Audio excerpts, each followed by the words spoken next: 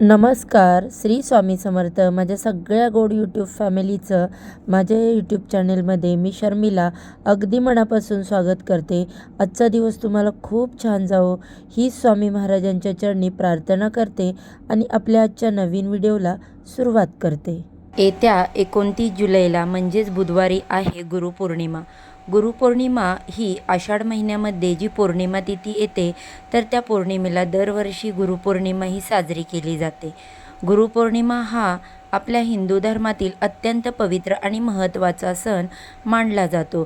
ज्ञान, संस्कार आणि जीवनाला योग्य दिशा देणाऱ्या गुरूंबद्दल कृतज्ञता व्यक्त करण्याचा हा दिवस आहे. या गुरुपौर्णिमेच्या दिवशी गुरु, शिक्षक, माता, पिता आणि जीवनातील मार्गदर्शक करणाऱ्या प्रत्येक व्यक्तीप्रती आदर व्यक्त केला जातो. गुरुचरित्राचा जो ग्रंथ आहे तर त्या ग्रंथामध्ये असं सांगितलं आहे की एक वेळेस ईश्वर कोपला तर गुरु वाचवू शकतो, पण जर गुरु कोपला तर ईश्वरसुद्धा वाचवू शकत नाही. त्यामुळे आपल्या गुरूंचा कृपाशीर्वाद, त्यांचा वरदहस्त आपल्यावरती राहणं हेही तितकंच महत्त्वाचं आहे. आपले गुरु कोण असतात तर तुम्हाला सांगितल्याप्रमाणे आपले पहिले गुरु असतात ते म्हणजे आपले आई-वडील. त्यानंतर आपण शिक्षण घेतो तर आपले शिक्षकसुद्धा आपले गुरु असतात आणि त्यांच्याकडून आपल्याला दीक्षा भेटली जाते, तर ते आपले गुरु असतात. तसेच त्यांच्याकडून आपल्याला ज्ञानाची, बुद्धीची प्राप्ती होते, तर तेच आपले गुरु असतात. आणि म्हणून वैदिक ज्योतिषशास्त्रात सुद्धा गुरुपौर्णिमेला विशेष महत्त्व दिले गेले आहे.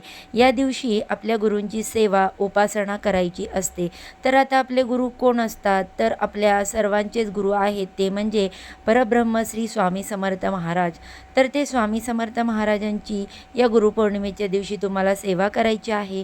जर तुमच्याकडे मूर्ती असेल तर मूर्तीवरती छान पंचामृताने किंवा शुद्ध पाण्याने अभिषेक करा. फोटो असेल तर फक्त व्यवस्थित स्वच्छ पुसून काढा. त्यांना अष्टगंध, पिवळ्या रंगाची फुलं, नैवेद्य अर्पण करायचा, धूप, दीप, अगरबत्ती त्यांच्यासमोर लावायची आणि त्यांना प्रिय असणाऱ्या सर्व वस्तू अर्पण करायच्या. आता स्वामींना चाफ्याची फुलं अत्यंत प्रिय आहेत, तर ते तुम्हाला भेटते तर ती आवर्जून तुम्ही अर्पण करू शकता. तसेच या दिवशी काही प्रभावी सेवासुद्धा केल्या जातात. या गुरुपौर्णिमेच्या दिवशी आपण काही सेवा केले तर त्या सेवेचं दुप्पट आपल्याला फळ प्राप्त होतं. तर अशा दिवशी तुम्हाला शक्य असेल तर स्वामी चरित्र सारामृताचं एक पूर्ण पारायण करू शकता. त्यामध्ये 21 अध्याय आहेत आणि साधारण 2 ते 2.5 तासांमध्ये हे पूर्ण अध्याय वाचून होतात. तर ही सेवा तुम्ही करू शकता. तसेच या दिवशी श्री स्वामी समर्थ या मंत्राचा 11 माळी जप करू शकता किंवा गुरुचरित्रातील 14वा अध्याय वाचू शकता. तर या काही सेवा आहेत त्या आपल्याला गुरुपौर्णिमेच्या दिवशी करायच्या आहेत. त्याचबरोबर गुरुपौर्णिमा हा दिवस अत्यंत महत्त्वाचा आणि शुभ असल्यामुळे या दिवशी मुलांसाठी सुद्धा काही प्रभावी उपाय जे आहेत तर ते केले जातात. कारण प्रत्येक आईला आपल्या मुलांची काळजी असते की माझा मुलगा किंवा माझी मुलगी प्रत्येक ठिकाणी, प्रत्येक क्षेत्रात त्यांना यश मिळावं, त्यांच्यावर काही विघ्न येऊ नयेत. तसेच काही दोष असतील तर ते निघून जावे. आयुष्यात ज्या काही अडचणी सुरू आहेत तर त्या दूर व्हाव्यात. त्यांना नोकरीमध्ये, अभ्यासामध्ये किंवा व्यवसायामध्ये भरभरून यश मिळावं. त्यांच्या कुंडलीत जे काही दोष आहेत तर त्या दोषांचं निवारण व्हावं किंवा येणारे सर्व दोष, संकट त्यांच्यापासून दूर राहावेत. त्यांच्या मनामध्ये जो काही हट्टीपणा आहे, तो काही चिडचिडेपणा आहे तर तो दूर व्हावा. अशा काही मुलं असतात आपल्या घरामध्ये जी लहान असतात पण खूप चिडचिडे असतात, हट्टीपणा करतात. किंवा काही मुलं जी असतात शिक्षण घेत असतात पण शिक्षणामध्ये म्हणजेच अभ्यासात त्यांचं मन लागत नाही. काही कालांतरापूर्वी मुलं खूप हुशार होती पण अचानक त्यांच्यामध्ये काहीतरी तुम्हाला बदल झालेला जाणवत आहे. त्यांचं मन अभ्यासात लागत नाही. मुलं जो काही अभ्यास करतात तो त्यांच्या लक्षात राहत नाही किंवा मुलांना वाईट गोष्टीची संगत लागली आहे. तर अशा गोष्टी कधी होतात जर मुलांच्या कुंडलीमध्ये काही दोष निर्माण झाले किंवा त्यांना काही नजरबाधा किंवा बाहेरच्या एखाद्या व्यक्तीची वाईट नजर लागली तर मुलांना हा त्रास होतो. आता नजरबाधा किंवा नजरदोष हे फक्त बाहेरच्याच व्यक्तींचे लागतात का तर नाही. घरातील आईवडिलांची नजरसुद्धा आपल्या मुलाला खूप पटकन लागत असते. त्यामुळे आपल्याला या गुरुपौर्णिमेच्या दिवशी आपल्या मुलांवरून काही वस्तू आहेत तर त्या ओवाळून टाकायच्या आहेत. या वस्तू ओवाळून टाकल्यामुळे मुलांचे विघ्न, दोष, अडचणी दूर होऊन अभ्यासात, नोकरीत, व्यवसायात खूप यश मिळते. त्यांची प्रत्येक क्षेत्रामध्ये प्रगती होते. तर अशी कोणती वस्तू ओवाळून टाकायची आहे आणि हा उपाय कसा करायचा याबद्दलची संपूर्ण माहिती या व्हिडिओमध्ये मी तुमच्यासोबत शेअर करणार आहे. त्यामुळे तुम्ही व्हिडिओ स्किप न करता शेवटपर्यंत नक्की पहा. आपल्या चॅनेलवरती जर पहिल्यांदा नवीन आला असाल तर चॅनेलला सबस्क्राईब करा आणि असेच माहितीपूर्ण नवनवीन व्हिडिओ पाहण्यासाठी बेल आयकॉनला देखील प्रेस करा. म्हणजे जेव्हा मी कधी नवीन व्हिडिओ माझ्या चॅनेलवरती अपलोड करेल त्याचे नोटिफिकेशन सर्वात आधी तुम्हाला मिळेल आणि तुम्ही एक पण व्हिडिओ मिस करणार नाही. बघा, संध्याकाळी 6:18 हा पौर्णिमेचा प्रारंभ होणार आहे आणि 19 जुलैला रात्री 8:05 होणार आहे. उदय तिथीनुसार 29 जुलैला म्हणजेच बुधवारी ही गुरुपौर्णिमा साजरी केली जाणार आहे. याच दिवशी आपल्याला व्रत करायचं. गुरुपौर्णिमेला व्रत केलं जातं म्हणून सर्व स्त्रियांनी, पुरुषांनी या दिवशी व्रत करायचं आहे. कारण या गुरुपौर्णिमेच्या व्रताचं सुद्धा खूप मोठं धार्मिक महत्त्व आहे. या दिवशी आईवडिलांनी व्रत केलं तर मुलांच्या कुंडलीतील सर्व दोष दूर होतात म्हणून हे व्रत करायचं असतं. आता जो उपाय मी तुम्हाला सांगणार आहे तर हा उपायसुद्धा तुम्हाला गुरुपौर्णिमेच्या दिवशीच म्हणजे बुधवारी करायचा आहे. दुपारी 12 वाजायच्या अगोदर तुम्हाला हा उपाय जो आहे तर तो करायचा आहे. तो करण्याचा जास्तीत जास्त प्रयत्न करायचा. तुमची मुलं किंवा मुली दोघांसाठीही हा उपाय तुम्ही करू शकता. जर काही कारणाने तुमची मुलं बाहेरगावी शिकायला असतील त्यांच्यासाठी सुद्धा हा उपाय जो आहे ते तुम्ही करू शकता. आणि हा जो उपाय मी तुम्हाला सांगणार आहे तर तो आपल्या स्वामींच्या केंद्रामध्ये सांगितलेला उपाय आहे आणि तोच उपाय मी तुमच्यासोबत शेअर करणार आहे. त्यामुळे प्रत्येकाने या न चुकता आपल्या मुलांच्या उज्ज्वल भविष्यासाठी, त्यांची प्रगती होण्यासाठी करायचा आहे. उपाय करण्यासाठी तुम्हाला सर्वप्रथम थोडेसे तांदूळ घ्यायचे आहे आणि हे तांदूळ शिजवायचे आहेत. त्याचा भात तयार करून घ्यायचा आहे. त्याच्यामध्ये भात शिजवत असताना, तांदूळ शिजवत असताना मीठ घालायचं नाही किंवा कुठल्याही प्रकारचं तेल घालायचं नाही. अळणी भात शिजवायचा आहे.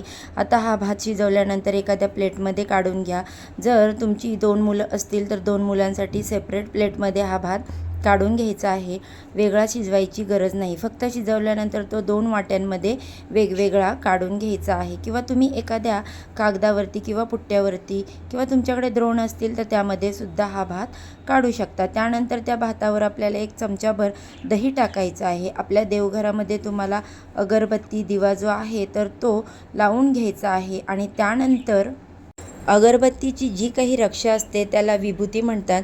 तर ती विभूती तुम्हाला जे आपण दही टाकले अगदी त्याच्यावर छोटीशी चिमूटभर टाकायची आहे. आणि जी आपण स्वयंपाकघरामध्ये काळी मिरी वापरतो तर ती काळी मिरी तुम्हाला 2 त्याच्यासोबत ठेवायची आहे.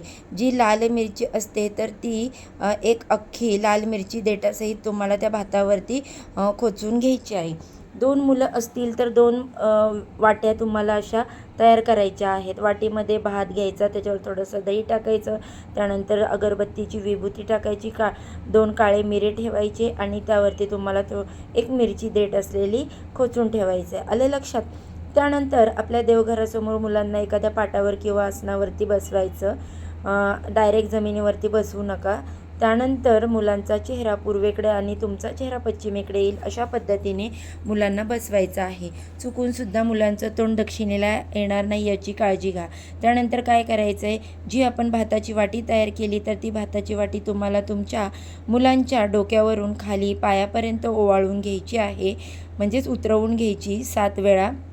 ही भाताची वाटी उतरवून घेतल्यानंतर तुम्हाला म्हणायचं आहे ती उतरवताना, माझ्या मुलांना जी कोणाची नजर लागलेली असेल, आल्याची, गेल्याची, बाहेरच्यांची, घरातल्यांची, तसेच भूताखेताची कोणाचीही नजर लागली असेल तर ती निघून जाऊ दे. त्याचबरोबर मुलांची प्रत्येक क्षेत्रात प्रगती होऊ दे. त्यांच्यावर असणारे सर्व संकट, अडचणी ह्या आहेत त्या दूर होऊ दे. अशा मनामध्ये एक सकारात्मक भाव ठेवायचा आहे. आणि त्यानंतर हा उपाय करत असताना आपल्याला कोणाशीही बोलायचं नाही. भात उतरवून झाला की तो घराच्या बाहेर नेऊन जायचा आहे आणि एखाद्या मोठ्या झाडाखाली तो तुम्ही ठेवलात तरी चालेल. तिथे येऊन ते पशुपक्षी, कीटक भात खाऊन जातात. जर तुमची बाल्कनी असेल, टेरेस असेल तर तिथे सुद्धा तुम्ही तो भात ठेवू शकता. आता अशा ठिकाणी टाळा की जिथे पशुपक्षी जे आहे तर तो भात खातील. त्यानंतर घरी यायचं आहे आपली स्वच्छ हातपाय धुवायचे, जी काही नित्य कामं आहेत तर ती करायची आहेत. अशा पद्धतीने हा छोटासा उपाय प्रत्येक आईने आपल्या मुलांसाठी आवर्जून करायचा आहे. जर तुमची मुलं बाहेरगावी शिकायला असतील तर तुमच्या मुलांचा फोटो असेल तर फोटोवरून तुम्हाला अशा पद्धतीने भाताचा उतारा जो आहे तर तो करायचा आहे. तर तुम्ही गुरुपौर्णिमेपासून पुढल्या प्रत्येक पौर्णिमेला हा उपाय जो आहे तो करू शकता. कारण अमावस्या आणि पौर्णिमा या 2 अशा तिथी आहेत. या दिवशी आपण मुलांचे नजरदोष, नजरबाधा दूर करण्यासाठी जे काही उपाय करतो तर ते खूप फलदायी ठरतात. हा उपाय केल्याने मुलांना जी काही नजरबाधा झालेली आहे किंवा जो काही नजरदोष झालेला आहे तर त्या त्रासापासून मुलांची सुटका होते आणि त्यांची प्रत्येक क्षेत्रामध्ये प्रगती होते. तर अशा पद्धतीने तुम्ही तुमच्या मुलांसाठी व मुलींसाठी सुद्धा हा उपाय आहे तर तो करू शकता. आता अगदी लहान मुलं असेल तर त्याच्यावरून करू नका. 6 महिन्याच्या वरती जे मुलं असतात तर त्यांच्यासाठी हा उपाय जो आहे तर तो तुम्हाला करायचा आहे. अगदी तुमची मुलं कितीही मोठी असली तरीही त्यांच्यासाठी तुम्ही हा उपाय करू शकता. त्याचबरोबर या दिवशी मुलांना आईवडिलांच्या पाया पडायला सुद्धा लावायचं आहे. त्यांच्या शाळेत जाताना त्यांच्याकडे एखादं फूल द्यायचं, त्यांच्या शिक्षकांना द्यायला ते. आणि त्यानंतर या दिवशी गुरूंचा आदर केला जातो. आईवडीलसुद्धा आपले गुरु असतात आणि जे शिक्षक असतात आपल्याला शिक्षण देतात म्हणजे ते सुद्धा आपले गुरुच असतात. म्हणून त्यांना एक तरी कृतज्ञता व्यक्त करण्यासाठी फूल जे आहे तर ते प्रत्येकाने द्यायचं. आईवडिलांप्रमाणेच मुलांकडे द्यायचं आहे आणि त्यांना सांगायचं आहे की तुमच्या शिक्षकांना तुम्ही फूल द्या, त्यांच्या पायासुद्धा पडायचं आहे तुम्हाला. हे तुम्ही तुमच्या मुलांना सांगा. कारण हा जो दिवस आहे ना तर तो खूप महत्त्वाचा आहे. गुरूंचे जेवढे आशीर्वाद तुम्हाला घेता येतील तेवढे आशीर्वाद तुम्हाला घ्यायचे आहेत. तर ही अत्यंत महत्त्वाची माहिती मला तुमच्यापर्यंत शेअर करायची होती. व्हिडिओ तुम्हाला आवडला तर लाईक करा. चॅनलवर पहिल्यांदा आला असेल तर चॅनलला सबस्क्राईब करा आणि जाता जाता व्हिडिओला लाईक करायला विसरू नका. चला तर मग आजच्या व्हिडिओचा इथेच एंड करते. उद्या अशाच छानशा माहितीसोबत नवीन व्हिडिओसोबत पुन्हा नव्याने भेटू. सर्वांना श्री स्वामी समर्थ.